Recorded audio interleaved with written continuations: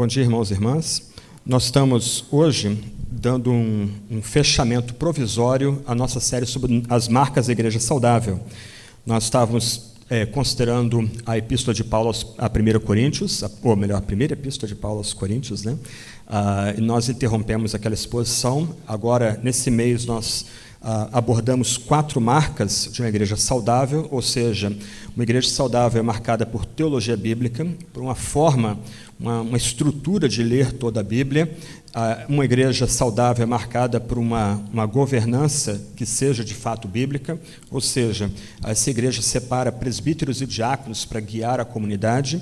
Uma igreja saudável é uma igreja que contribui com generosidade, como nós ouvimos semana passada, e hoje eu vou tratar sobre a conversão como uma das marcas da igreja saudável.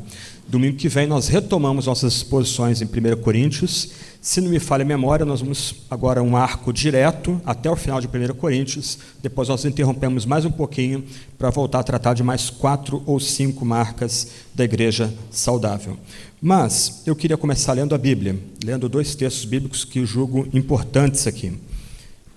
O primeiro, Mateus capítulo 4, verso 17, e o segundo, Filipenses capítulo 2, versos 12 a 13. Essas palestras são palestras, não são exposição bíblica, mas enquanto eu vou desenvolvendo o tema da conversão como a marca da igreja saudável, da igreja verdadeira, tenha em mente esses 2 versos. Você vai notar que esses 2 versos guiam toda a palestra, ok? Primeiro, um dito de Jesus. Daí em diante, Jesus começou a pregar e a dizer: arrependam-se, porque está próximo o reino dos céus. Arrependam-se, porque está próximo o reino dos céus. O apóstolo Paulo, escrevendo para a amada igreja de Filipos, ele diz: assim, meus amados, como vocês sempre obedeceram, não só na minha presença, porém muito mais agora, na minha ausência, desenvolvam a sua salvação com temor e tremor, porque Deus é quem efetua em vocês tanto querer como realizar, segundo a sua bondade. Desenvolva a sua salvação, porque Deus é quem efetua em vocês tanto querer como o realizar, segundo a sua boa vontade. Entre os vários problemas que nós enfrentamos como igreja, um deles é o perigo, o risco do que a gente chama aí de fé nominal. A gente tem que destacar que a fé nominal não é salvadora. Esse tipo de fé, ela não conecta um homem ou uma mulher com Cristo Jesus, mas infelizmente, tristemente, é um tipo de fé muito comum em nosso meio. Esse tipo de fé nominal pode surgir entre alguns de nós por meio de alguma experiência mística, algum tipo de experiência que não pode ser medida por intelecto, mas, do outro lado, alguns chegam a ter um tipo de fé nominal porque foram convencidas intelectualmente da veracidade da fé cristã. Então, nem tanto uma experiência que a gente não consegue mensurar em palavras, quanto, do outro lado, entender a fé cristã, ter uma compreensão de que a fé cristã é verdadeira, que é um sistema acima de todos os outros sistemas. Nenhuma dessas posturas conectam a pessoa de fato a Cristo Jesus. Uma pessoa pode ter uma experiência intensa de fé, mas essa fé ser uma fé meramente nominal. Uma pessoa pode ter uma compreensão saudável do que é o cristianismo e ela não ter sido tocada por Jesus e não estar ligada a Jesus. Infelizmente, a fé nominal ela é mais comum do que a gente imagina e ela semeia uma série de problemas dentro da igreja. Aqueles que têm esse tipo de fé nominal, algumas vezes têm uma autoestima exagerada. Eles acham-se acima do restante da comunidade. Eles têm uma postura de orgulho perante a comunidade. Eles se acham literalmente imprescindíveis para uma igreja. Aqueles que têm uma fé nominal, muitas vezes têm uma fé nominal calcada em justiça própria. Eles acham que eles chegaram a Deus, ou eles têm uma relação com Deus, por alguma coisa que eles fazem, ou por algo que eles deixam, inclusive, de fazer. Então, eles são também muito orgulhosos da sua suposta retidão, da sua suposta justiça própria. Algumas vezes, cristãos nominais, eles repudiam o cristianismo verdadeiro. Isso fica bem marcado quando um pregador começa a ressaltar o que é a graça de Deus, de acordo com a Bíblia, isto é, Deus nos amou sendo que nós o odiávamos antes. Deus nos escolheu, sendo que nós não éramos nem povo, como diz o profeta lá em Deuteronômio, nós éramos como lobos uivando no deserto. Então essas pessoas, porque elas são cheias de justiça própria, elas se acham as tais dentro da comunidade cristã, elas vão odiar esse tipo de pregação. Algumas vezes dá para escutar até os dentes dessas pessoas rangendo. Logo, elas têm um orgulho espiritual muito afetado. Elas vão falar longa e demoradamente a respeito das suas experiências com Deus, do seu vasto saber, de quanto eles estudaram, do que eles têm feito dentro da igreja. Eles também têm uma falsa confiança na segurança de salvação.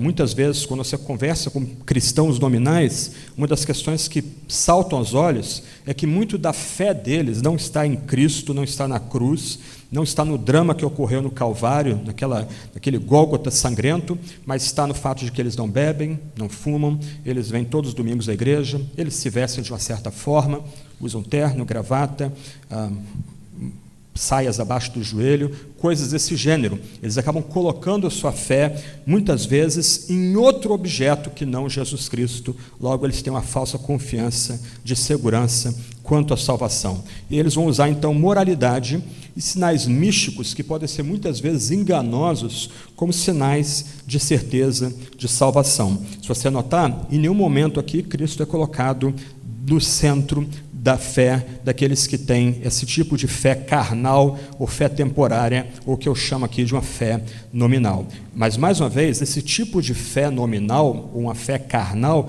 ela não é uma fé salvadora, ela não é uma fé que conecta pessoas de fato com Jesus Cristo.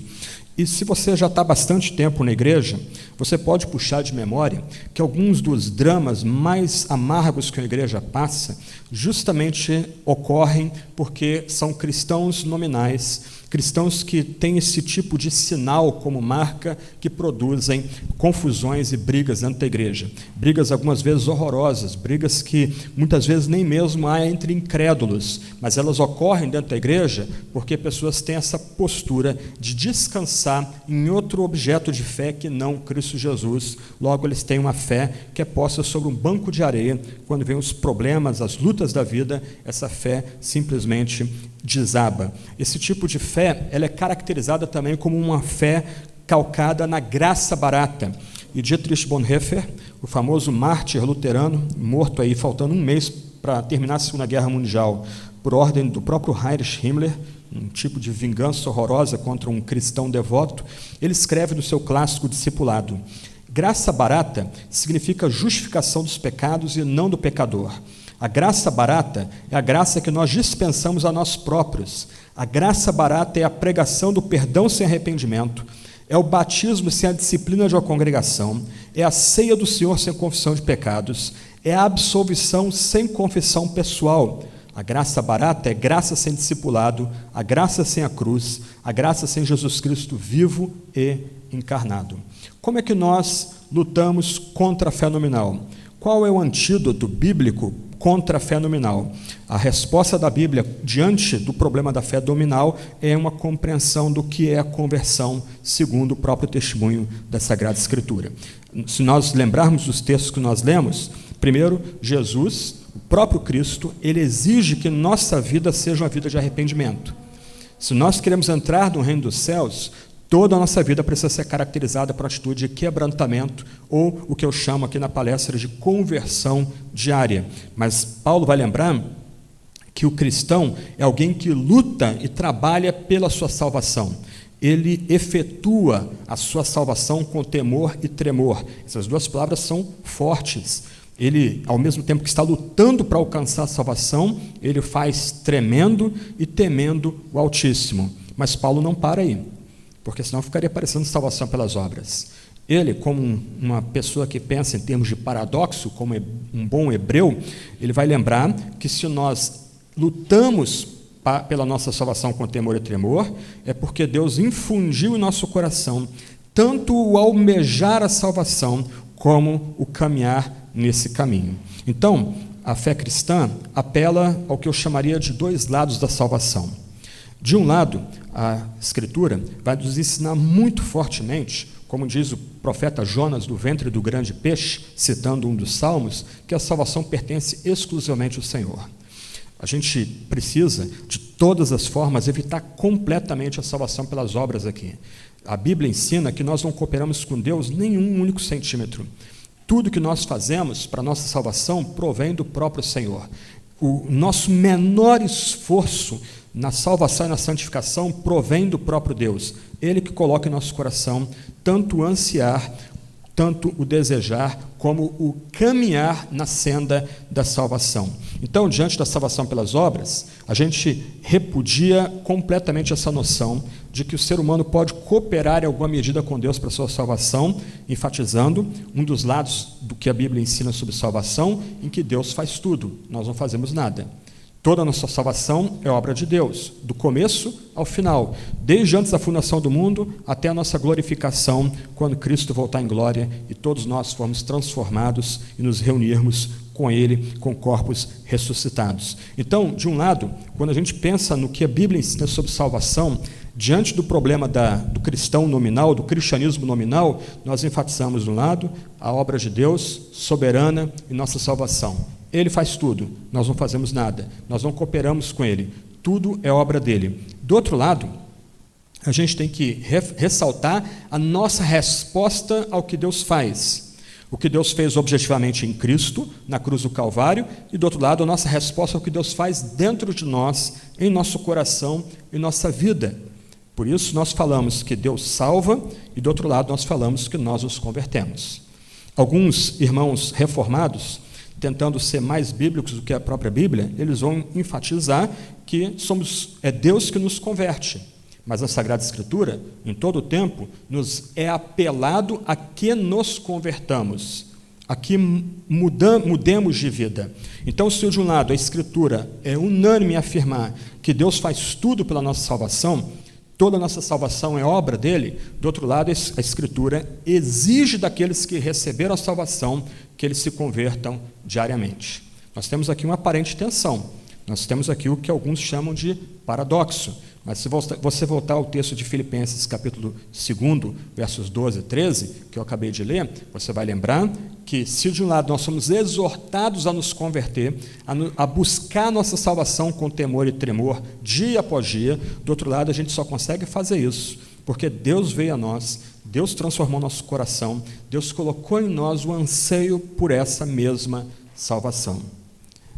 Quando a gente consegue colocar esses dois aspectos juntos da vida cristã, nós conseguimos repudiar completamente a noção de uma fé carnal, ou de uma fé temporária, ou de uma fé meramente humana em nosso meio. Se de um lado, o lado divino da salvação é a causa suprema de sermos renovados, sermos transformados como novos homens, novas mulheres em Cristo, a nossa resposta à obra de Deus também é real, intensamente real. Para que a gente experimente o Evangelho em sua plenitude, nós precisamos não só enfatizar a obra de Deus na justificação de pecadores, mas também a gente precisa enfatizar o processo de conversão, que implica uma vida constante de fé e arrependimento. De um lado, externamente, quando nós cremos em Cristo, nossa relação com Deus muda. Antes éramos inimigos de Deus, antes estávamos mortos dos nossos delitos e pecados, antes éramos escravos do mundo e de Satanás. Mas, quando nós nos voltamos para Jesus, nos agarramos à cruz de Cristo, algo muda nessa relação. Aquele que era contra nós, agora é por nós. Nossa relação com Deus agora muda. Externamente, nós que éramos inimigos, passamos a ser considerados amigos. Nós que antes éramos estranhos, agora somos considerados filhos e filhas. Mas, internamente, algo muda também. Quando nós cremos em Jesus, não só nossa relação externa, objetiva com Deus muda, nossa relação com Ele também muda. Antes nós éramos algo. Aí, quando cremos em Cristo, nós somos agora, como Paulo diz, 2 Coríntios capítulo 5, nova criação, novas criaturas. Algo muda dentro de nós, algo foi transformado dentro de nós. Essa transformação ocorre como nossa resposta à graça dada em Cristo Jesus. Por isso, nós devemos enfatizar não só o ato de Deus em nos justificar, o que nos coloca numa nova relação com o Altíssimo, mas também a nossa resposta de conversão, de fé e arrependimento. Os dois aspectos são parte da mesma mensagem. Eles não têm como ser separados. De um lado, por causa de um ato, toda a nossa relação foi modificada. Por causa da nossa fé em Jesus. Agora, de fato, aquele que crê em Jesus tem paz com Deus. Ele já experimenta a paz com Deus. Mas, de outro lado, aquele que tem fé em Jesus e já desfruta a paz com o Criador de todo o universo, esse também tem um novo procedimento. Ele responde com todo o seu ser essa graça recebida. A conversão, então, é, mais uma vez, a nossa resposta ao que Deus fez em Cristo na cruz. A nossa conversão é a nossa resposta ao que o Espírito Santo está operando em nosso viver, em nossa vida. De um lado, a gente fala de Deus como a causa primária da salvação. É Ele que determina a nossa salvação. Ele que vem a nós em Cristo Jesus, tornando-nos novos homens, novas mulheres, em seu Filho, em Jesus Cristo. Mas Deus usa causas secundárias. Ele usa a pregação, Ele usa o batismo que nós tivemos ontem, Ele usa a Santa Ceia, Ele usa as orações, Ele usa o testemunho de fé dos evangelistas da igreja, e pessoas agora são chamadas a responder a essa mensagem. A resposta é necessária. A resposta é necessária. De um lado, Deus opera, mas Ele opera por meio da resposta ou de fé ou de incredulidade das pessoas que ouvem a mensagem sendo anunciada por meio das causas secundárias. Mais uma vez, então, a gente é chamado a responder ao que Deus está fazendo dentro de nós. Uma igreja saudável não vai dar espaço para fé nominal, para um tipo de fé carnal. Esse tipo de fé não tem espaço em nosso meio. Ainda hoje, reverbera entre nós, na imaginação de homens e mulheres do Ocidente, o afundamento do Titanic, em 15 de abril de 1912. Ainda que a gente se impressione mais com o filme, mas aquele foi um evento marcante na cultura ocidental. Toda a arrogância tecnológica do Ocidente literalmente sendo afundada em poucos minutos, e milhares de pessoas, muitos deles da elite americana e europeia, morrendo congelados no Atlântico Norte. E aquele acidente gravou na nossa mente a ideia do iceberg, né? Um bloco de gelo imenso, em que você vê uma pontinha acima do mar e vê um bojo imenso por baixo do mar. Eu imagino que os vigias do Titanic nem deram alarme, nem deram nenhum aviso, porque viram lá um pedaço de gelo boiando e não sabiam o que estava embaixo. Não havia sonar, radar ainda naquele tempo, eu imagino, mas simplesmente foi um erro trágico não considerar tudo que vinha abaixo daquele pequeno bloco de gelo que fez um buraco de quase 12 metros no casco do navio que nem Deus afundava. Mas a imagem desse iceberg, ela pode ilustrar para a gente essa noção de paradoxo e tensão da vida cristã. E a gente vai fazer o seguinte, vamos tentar considerar esse iceberg de baixo para cima. Nós já pensamos, vamos refletir um pouco sobre a parte de cima, mas é importante olhar a parte de baixo. O que Deus faz durante nossa salvação? Primeiro, Deus nos elege, graciosamente, soberanamente. Deus tem prazer em escolher os piores pecadores desde antes da fundação do mundo e derramar seu amor sobre esses piores pecadores. Paulo diz que não são muitos os sábios, os fortes, os inteligentes são escolhidos, mas Deus se compraz em escolher justamente aqueles que nada são, para que Ele receba toda a glória. Os desprezados, os marginalizados, esses são o alvo do amor eletivo divino. Então, só a noção de eleição já descarta completamente qualquer noção de salvação pelas obras, qualquer noção de cooperação com a graça divina. Deus nos escolheu em Cristo Jesus, essa escolha foi livre e soberana, não há nenhuma previsão de fé e obras da parte de Deus que Ele leve a escolher um ou outro, mas é porque Ele nos escolhe que nós chegamos à fé. Mas eu estou adiantando o ponto aí. Então, você tem mais algumas palavras aí embaixo. Deus é que nos chama, Ele rompe nossa surdez, Ele nos atrai para si, nos encanta com a beleza do que Ele fez na cruz de Cristo, Ele nos regenera, Ele implanta um novo ser em nossa vida, Ele tira aquele coração de pedra endurecido e nos dá um coração agora que é vivo para Deus, Ele grava a lei que foi gravada em pedras, agora Ele grava em nosso coração. O crente verdadeiro, instintivamente, ele tem um inclinar para as coisas boas e santas, e a gente tem estudado aí com o Tiago, o decálogo na célula dele também, uma série de exposições sobre o decálogo, que são a nossa bússola ética, a nossa bússola de bom procedimento nesse mundo. Deus já nos justifica, como eu mencionei há pouco, Ele nos declara justos, Ele nos coloca numa relação reta consigo mesmo por causa de Cristo Jesus, Ele nos adota. Nós somos agora contados como família divina. Nós que não éramos povo, agora somos povo. Nós que éramos inimigos, agora somos filhos. Ele nos santifica, Ele guia-nos num caminho de santificação, Ele nos sustenta e, finalmente, Ele vai nos ressuscitar no corpo e nos glorificar. Essa é a parte de baixo do iceberg. Olha quanta coisa boa que Deus faz pela gente. Olha quantos dons Deus derrama sobre a gente. Tudo procedendo, tudo vindo do favor e merecido dEle. Mas o que se espera, e aí agora vem a parte de cima, ver naqueles nos quais Deus trabalha?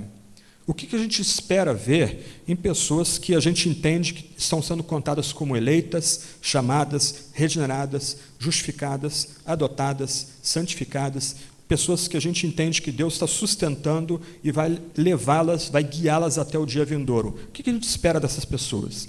Porque aqui, semana passada, o Tiago dirigiu uma série de palavras e perguntas às pessoas que estavam se apresentando para se batizar aqui. Nós esperamos ver nessas pessoas, nós esperamos ver entre nós, será que estamos experimentando as boas dádivas da linha de baixo? Uma vida de conversão, uma vida de arrependimento e uma vida de fé. É isso que se espera de cristãos. Lembra? Arrependei-vos. O reino de Deus está próximo. O reino de Deus está entre vós. Arrependam-se. Lutero, interpretando essas palavras de Jesus, vai dizer: toda vida cristã agora é marcada por arrependimento. Toda vida cristã é marcada por conversão diária. Mais uma vez, o que a gente espera ver na vida de pessoas que dizem: Deus me elegeu, eu sou justificado, eu cheguei à fé em Cristo. O que a gente espera ver na vida dessas pessoas? A linha de cima. Se Deus de fato as alcançou essas pessoas por sua graça, o que nós esperamos ver, o que nós vamos ver na vida dessas pessoas alcançadas por pura graça, é uma vida marcada por conversão, arrependimento e fé. E o que vem a ser conversão? Eu não quero trazer muitos detalhes aqui para essa palestra, mas salvação e conversão são palavras que você pode tentar visualizar como um tipo de guarda-chuva. São palavras que abarcam, elas têm debaixo de si uma série de outras palavras. Então, volta um pouquinho no slide, por favor. Ok? Na linha de baixo, nós temos o que a Bíblia chama de salvação. Tudo o que está acontecendo ali embaixo é obra de salvação. Por isso, gente, nós fomos salvos, nós estamos sendo salvos e nós seremos salvos. Ok? Paulo vai dizer em Romanos 5 que ele está sendo salvo, ele está experimentando salvação naquele tempo em que ele escreve a passagem bíblica. Nós aqui estamos sendo salvos por meio da santificação, por meio da perseverança, por Deus nos sustentar. Então, a salvação abarca todas essas palavras ali, incluindo eleição, incluindo a nossa ressurreição e glorificação final. Na parte de cima, conversão é uma palavra que abarca arrependimento e fé. Quando nós falamos o crente é chamado a se converter, o que a gente está dizendo é o seguinte: o crente é chamado a ter uma vida de fé e arrependimento constante. Então, conversão não é uma reforma meramente exterior. Eu fui criado em igrejas de tradição fundamentalista, marcadamente influenciados pela cultura evangélica norte-americana, como vários de vocês. Então, muito da ênfase de conversão dessas igrejas era no final do domingo à noite, o pastor fazia um apelo bem dramático, com bastante ameaça de fogo, de enxofre, caldeirão fervente lá, com a pessoa sendo torrada ali naquele lugar. A pessoa era chamada à frente, ou havia um apelo para a pessoa vir à frente, e depois de um tempo, se a pessoa parava de xingar palavrão, parava de beber bebida alcoólica, começava a se vestir parecendo o padrão daquela comunidade, parava de ver jogo de futebol no domingo, bom, ali você tem um cristão. Mas conversão na Bíblia não é uma mudança externa. Uma pessoa pode aparentar esse tipo de mudança e ser mais digna do inferno do que o pior pecador. Porque conversão, na verdade, é uma mudança que ocorre internamente. Nós só conseguimos, então, nos converter diariamente, nós só conseguimos responder a Deus com todo o nosso ser, nos convertendo diariamente, porque o Espírito Santo nos transformou. Se ele não inclina nosso coração para as coisas santas de Deus, a gente não tem como se converter de fato. A gente pode enganar uns aos outros aqui. A gente pode aprender um tipo de linguagem. A gente pode aprender palavras como misericórdia, graça e glória, etc. e tal. A gente pode evitar algum tipo de bebida, nunca comida, né? Mas sempre bebida. Mas isso não quer dizer que a pessoa é convertida de fato. Essa resposta de quebrantamento diário, de mudança interna diária, só surge por meio de uma obra poderosa do Espírito Santo. Lembra? Nós somos chamados a trabalhar pela nossa salvação com temor e tremor, mas é que Deus que opera em nós, tanto querer como o fazer, tanto ansiar a salvação como lutar para ser salvos. Então, a conversão não é uma mera mudança externa. A conversão é, na verdade, largar o que é mal e mudar do pecado para Deus. E aí, todo o procedimento do cristão é marcado por esse tipo de procedimento. Ele evita o mal, mas ele muda do pecado, agora vivendo para Deus. A conversão é uma mudança da cobiça e prazeres carnais e pecaminosos para as coisas santas de Deus. A conversão é uma mudança do poder de Satanás para Deus. E se você começa a pensar as palavras aqui, que você tem no quadro, a gente começa a refletir que ninguém consegue fazer isso se não for dado o Espírito Santo à pessoa. Mudar externamente é fácil, qualquer pessoa pode fazer isso. E, nesse aspecto, todas as religiões têm algum tipo de padrão de conversão. As ideologias que são religiões seculares também têm um padrão de conversão. Há tempos atrás, no nosso grupo de WhatsApp da igreja, eu mandei um texto com fotos, mostrando lá, documentando, o autor da reportagem documenta, como é que pessoas, depois de abraçar uma certa ideologia, uma certa religião secular, simplesmente mudaram sua aparência. Completamente. Corte de cabelo, procedimento, jeito de se lidar até com os pais, inclusive. Então, qualquer religião, qualquer sistema religioso tem uma visão de conversão. Quando a gente pensa no cristianismo, o que marca a diferença da conversão cristã para a conversão de todas as outras religiões, e mesmo religiões seculares, é que nossa visão de conversão é calcada na transformação interna que nos coloca num outro caminho, num vivo e santo caminho. As exigências santas de Deus e a profundidade do pecado são mostradas ao pecador para destruir todos os vestígios de orgulho e justiça própria. Portanto, uma marca muito forte daquele que é convertido de fato, que experimenta uma conversão que procede da boa obra do Espírito Santo, é um procedimento humilde. E você pode notar em igrejas onde é marcadamente forte a noção de que nós podemos cooperar com Deus, a gente pode ajudar Deus em alguma forma, Deus depende da minha decisão para Ele me salvar, e aí, como consequência, há uma ênfase em obras, uma ênfase em regras não escritas, há uma ênfase em mudança externa. Você tem pessoas orgulhosas, você tem, entre aspas, crentes pedantes, que, lembra do primeiro slide, que se acham melhores do que os outros. A fé deles é baseada em justiça própria. A fé deles é baseada em algo que eles estão fazendo. Gente, não pensa que isso está longe da gente. Década de 90, quando eu servia no Rio de Janeiro, circulou um relatório entre a gente, foi feita uma pesquisa na associação da denominação que eu era parte naquela altura, e era uma denominação que tinha muito orgulho de crer na perseverança dos santos. Dos 5 pontos do calvinismo, só esse eles criam. Então, eles defendiam com muita garra a ideia de que, entre aspas, uma vez salvo, salvo para sempre. O que é uma frase bonita, mas uma simplificação do ensino bíblico. Então, foram feitas 2 perguntas. Primeira pergunta, você tem certeza da sua salvação? Segunda pergunta, qual é a base da segurança da sua salvação?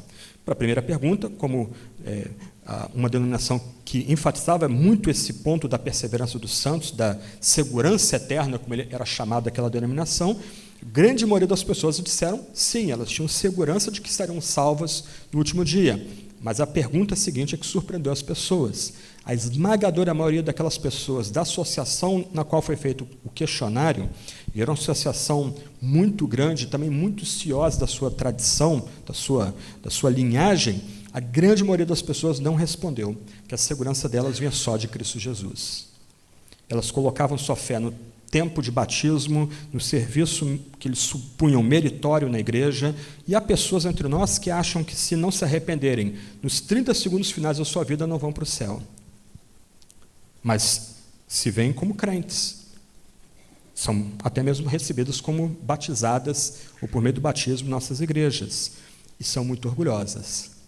Tratam o irmão, a irmã com condescendência, são prontas a exortar. Você já deve ter topado com esse tipo de gente.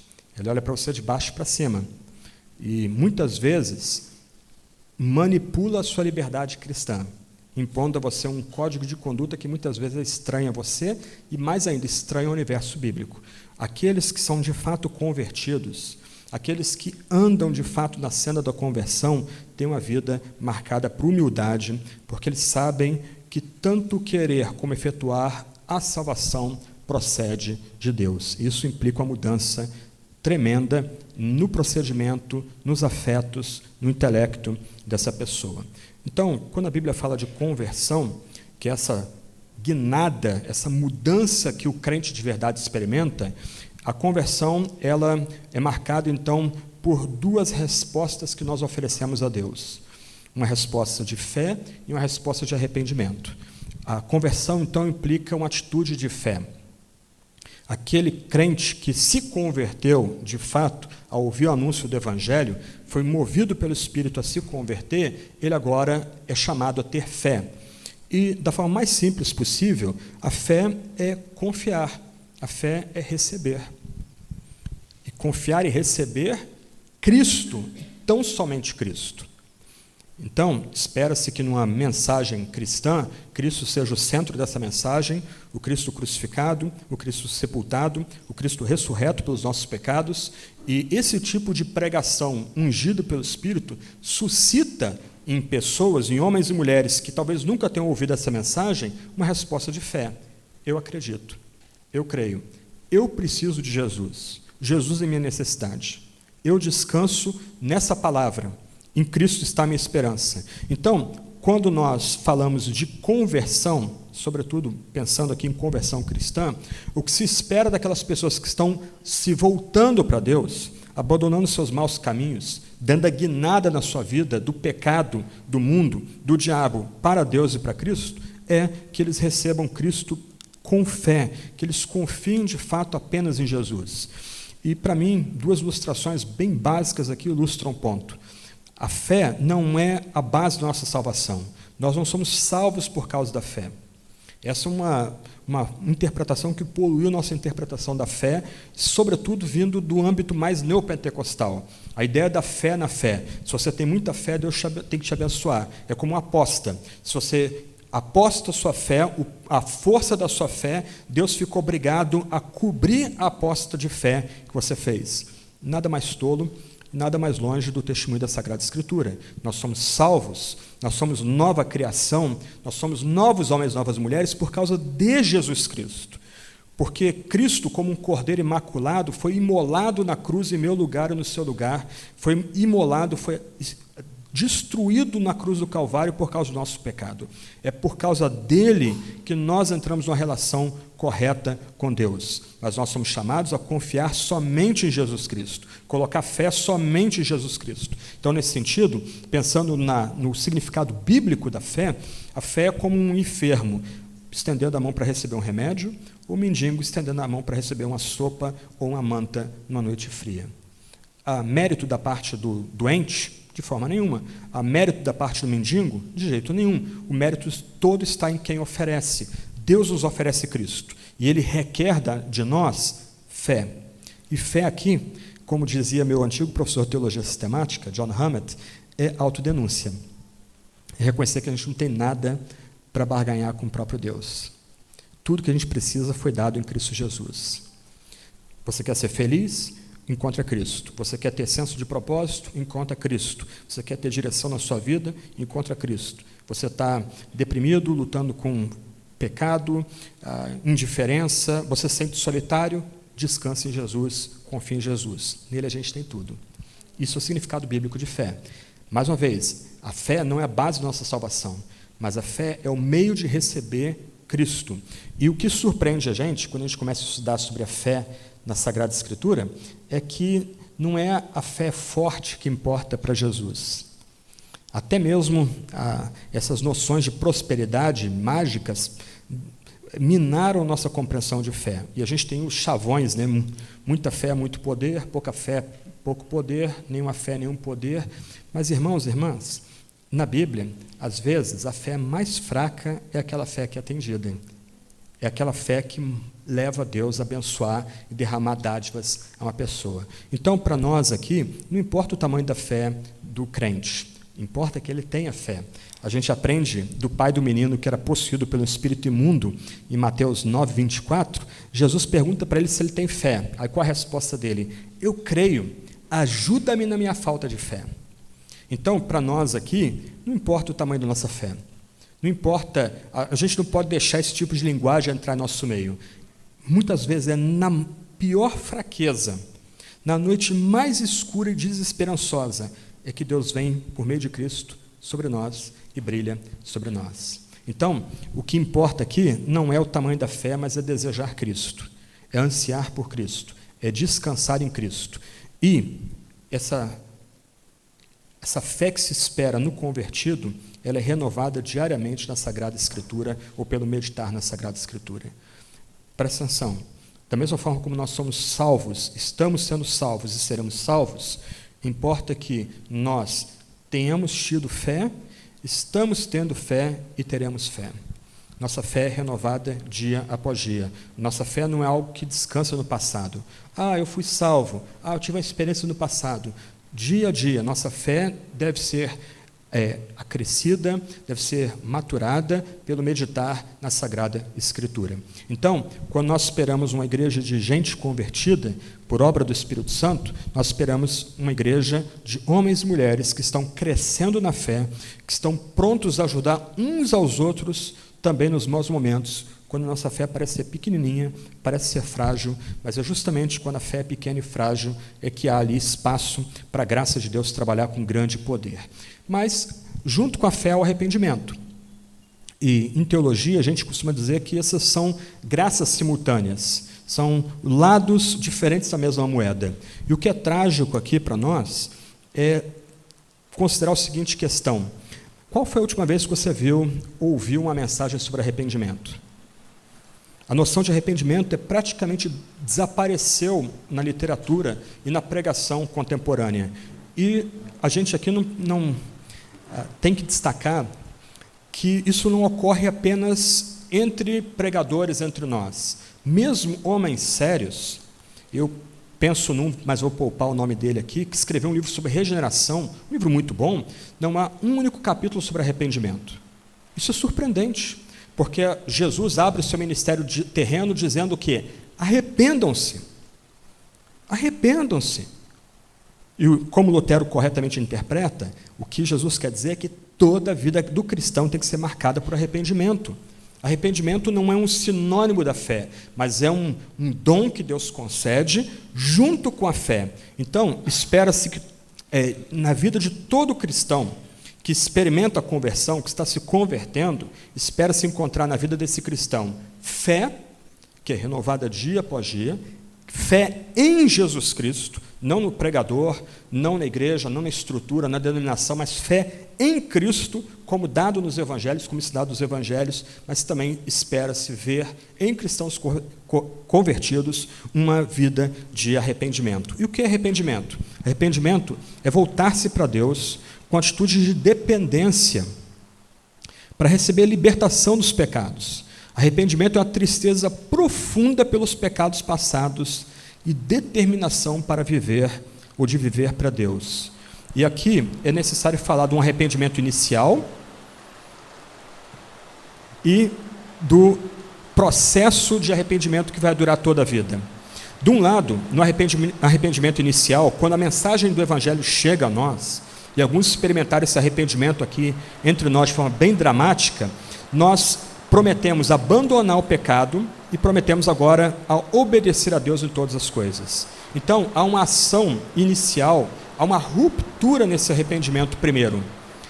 O Evangelho nos atinge, Nós entendemos quem é Cristo, nós entendemos quem é Deus, um ser absolutamente santo que não compactua com o pecado. Aí nós sentimos tristeza por toda a nossa vida anterior, a gente repudia toda a nossa vida anterior, há uma ruptura. Mas do outro lado, aquele que é convertido de fato, agora passa a experimentar uma vida inteira de arrependimento e de quebrantamento. Ele começa a lutar dia após dia em tornar a intenção inicial de romper com o pecado uma realidade diária. Nesse sentido, nenhum de nós aqui é perfeito. Nenhum cristão deve nutrir a visão arrogante de sequer tentar chegar a algum tipo de perfeição nesse lado da existência. Lembra, um ponto importante que se espera encontrar num convertido é a humildade. Isso está acoplado a essa visão de arrependimento. Nós somos humildes porque sabemos que todos temos nossas fraquezas, todos temos nossos pontos cegos, todos estamos nos quebrantando dia após dia, nós temos muito a nos arrepender dia após dia.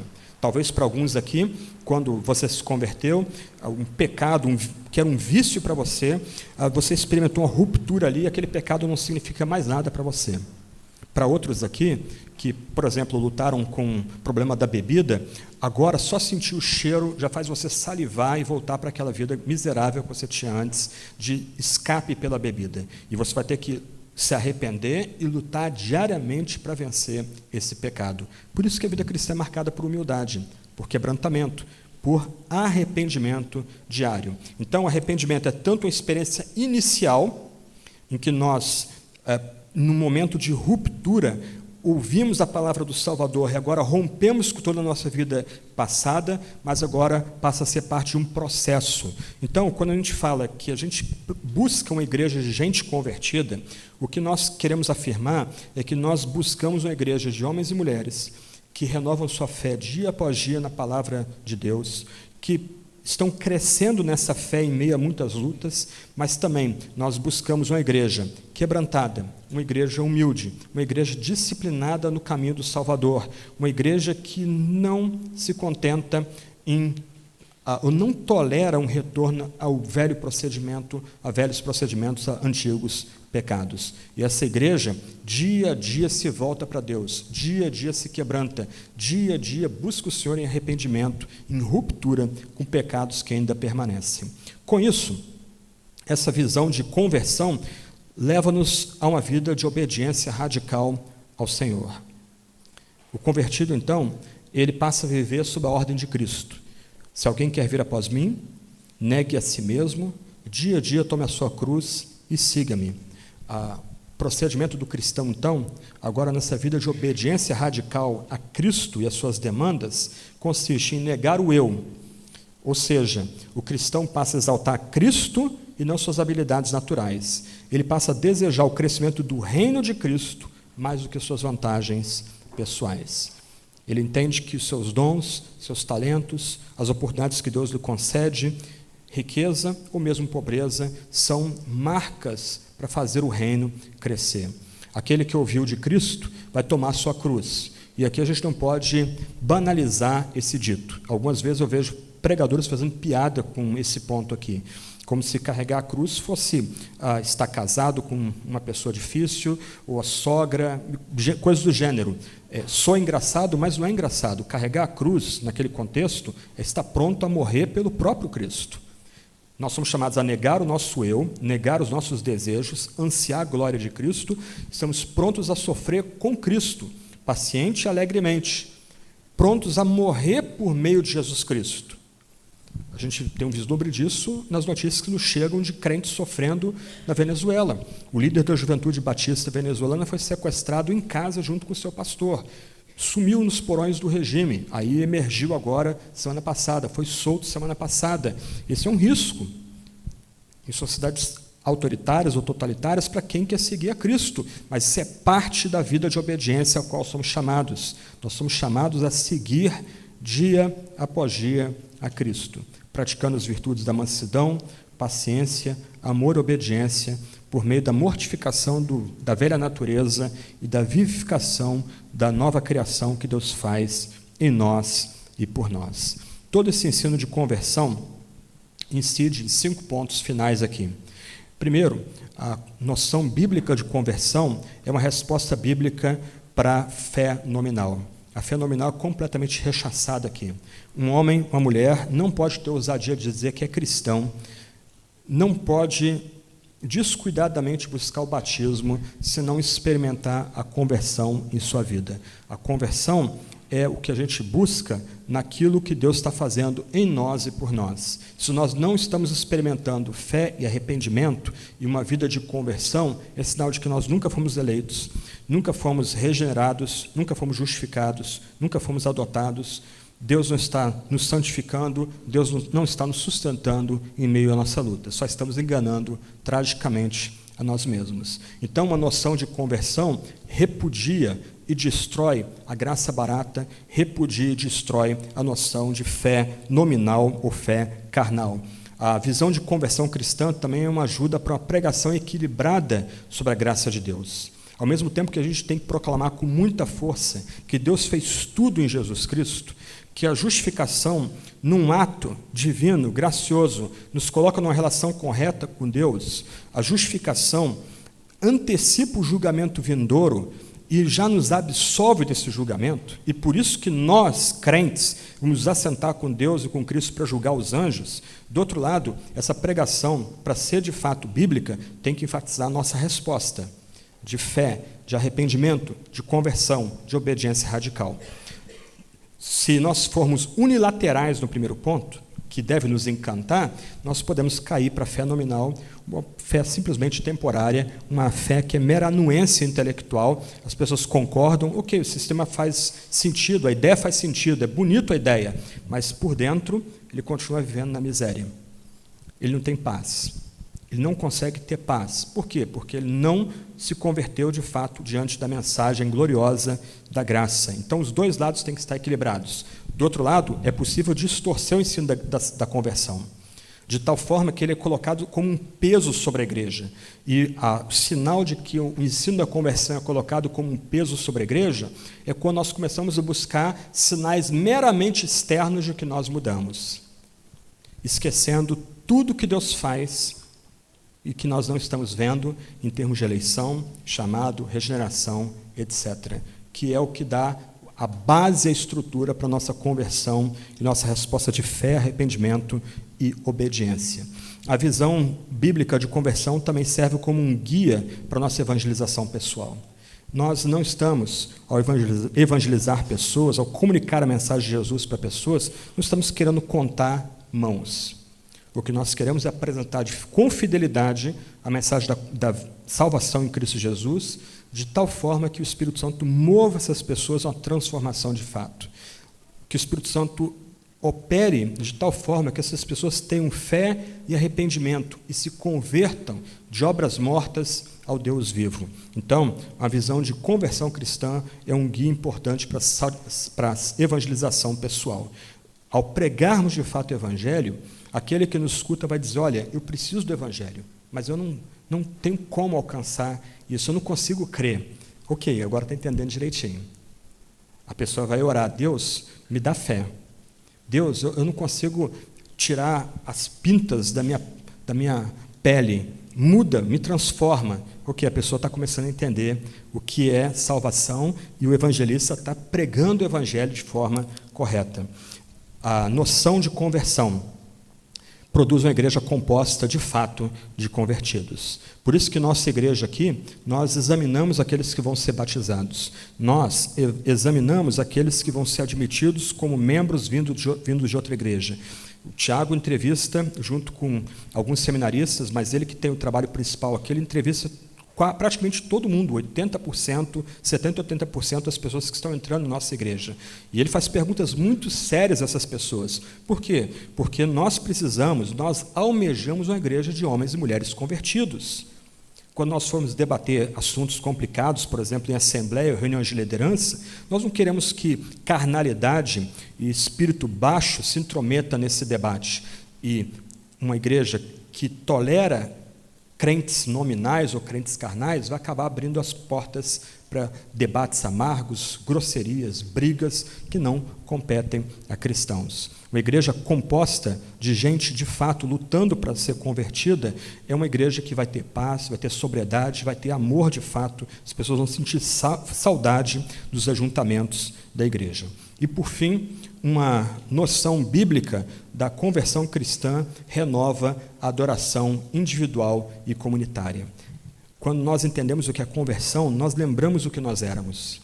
E aqui você não precisa ter experimentado uma conversão dramática para lembrar do que você era. Eu fui nascido e criado no Evangelho. Eu nunca fui, por assim dizer, evangelizado. Eu fui educado na fé desde pequenininho. Nunca provei nenhuma conversão. Isso, algumas vezes sou meio bocudo, isso me coloca em confusão, né? A única coisa, quando perguntam, mas você nunca se converteu? Eu digo, sim, me converti, eu era arminiano, agora sou reformado, né? E tem gente que fica magoada e chateada com isso. Mas eu nunca provei nenhuma conversão extraordinária. Como a gente costuma ouvir em nossas igrejas, né? Eu fui drogado, agora não sou drogado. Eu fui prostituta, agora não sou prostituta, etc. e tal. Mas o que nós éramos internamente, mesmo criados dentro da igreja? O que dominava o nosso coração, mesmo tendo sido educados na fé desde cedo? E aí, em algum momento, quando o Evangelho chegou a nós, quando nós entendemos de fato quem é Jesus, o que Ele exige, o que Ele requer de nós, e a gente respondeu a Ele com fé, com conversão, com arrependimento, alguma coisa mudou. E aquilo que, mesmo com uma aparência bacaninha, bonitinha, de junior, adolescente, a gente conseguia disfarçar dentro da igreja, mas a gente cultivava dentro, a gente celebrava dentro, aquilo ali não faz mais diferença nenhuma para a gente. A gente tem até vergonha de lembrar o que a gente ficava pensando ou nutrindo em nosso coração, em nossa mente no passado. E ainda que a gente caia em pecado, a gente vai se arrepender e vai voltar para Deus. Em suma, uma pequena ilustração, e eu vou terminar com a letra de um hino. O que Deus faz com a gente não é simplesmente pegar um porquinho, retirar ele do chiqueiro, dar um banho bonitinho nele, botar um lacinho nele, jogar perfume nele, para ele correr de volta para o chiqueiro. Não é isso que Deus faz com cristãos de fato. Nota que o que é feito com o porquinho não muda a natureza, não muda o que ele é internamente. O que Deus faz com homens e mulheres que se aproximam dele, temendo e tremendo, é implantar uma mudança de natureza que leva esse homem e essa mulher a responder com fé, com arrependimento e com atitude de conversão diária e de obediência radical das demandas de Cristo Jesus. Só o Evangelho faz isso. Então, o que ele faz com o cristão é, mais ou menos,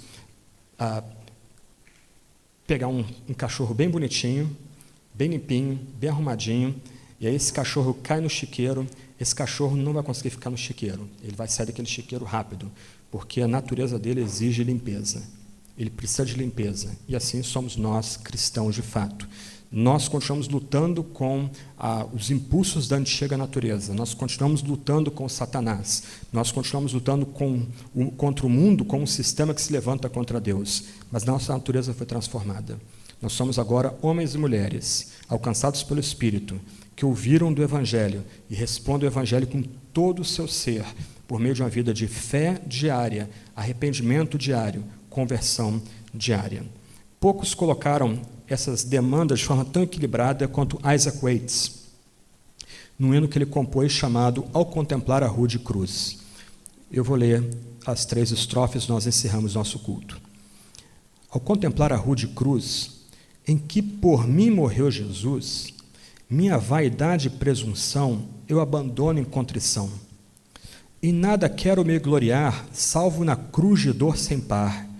Humilde sacrificarei tudo que desagrada ao Rei. Se eu fosse o mundo lhe ofertar, ele o iria desprezar. Seu grande amor vem requerer, me entrega todo o meu ser.